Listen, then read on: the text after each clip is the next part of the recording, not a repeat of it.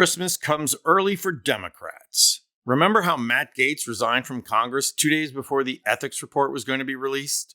Well, as a strategy to keep information hidden from the public, it worked. The ethics committee tied in their vote to release the report.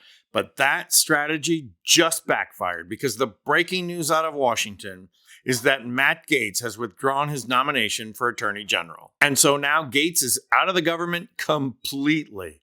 That's not just good news for Democrats, that's good news for America. Why did Gaetz resign?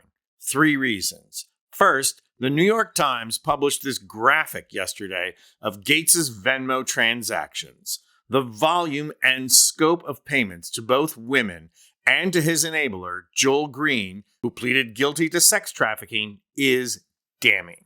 But then things got worse for Gaetz. Ever since his nomination and the resignation designed to silence the report, attorney Joel Leppard has come forward and said his client has testified both to the Ethics Committee and to DOJ about Gaetz having sex with a minor, and was willing to testify again. Here's a short clip of Leppard discussing his client. Your client's for sex? He was paying for sex? The testimony before the House was yes, that Representative Gaetz paid my client, both of my clients, for sexual favors throughout the summer of 2017 all the way to the beginning of 2019. And how did he pay them? Those were primarily through Venmo and PayPal payments. There was one payment through Representative Gaetz' adopted son through his PayPal. Nestor. That's right. The adopted son. Payments would come there too. There was only one payment that it was testified to. May I just ask, and your client's age obviously was technically over 18, right? But within that same, they were friends from high school with the underage girl. That's right. Their boyfriends had dated each other in high school, and that's how they became friends. Mm-hmm.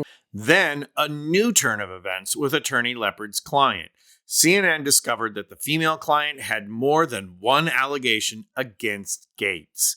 CNN's Paula Reed texted, "Exclusive. Gaetz withdrew from AG nomination 45 minutes after we called to say we were going to report that ethics committee told there was a second sexual encounter between Gaetz and 17-year-old in 2017.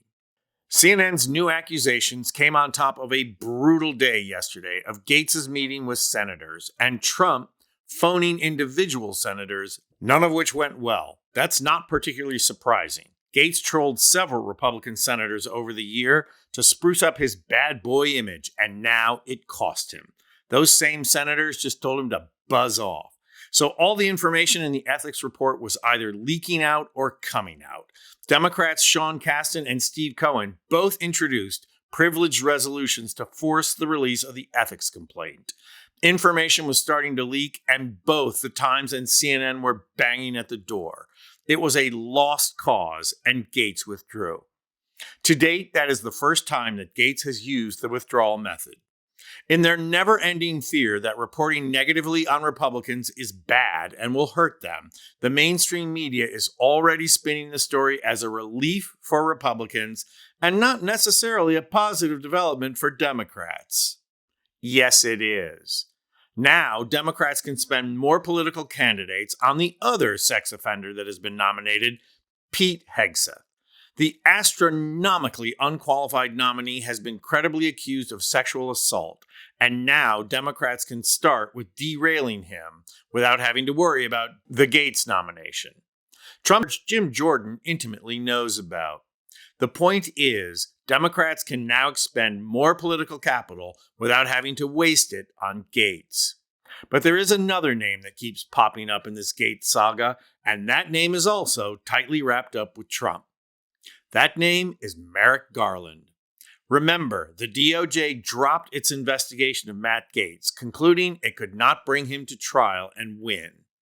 With all this evidence mounting now, and Republicans desperate to keep the ethics report buried, one cannot help but conclude that Merrick Garland refused to prosecute because he didn't want the Justice Department accused of weaponization.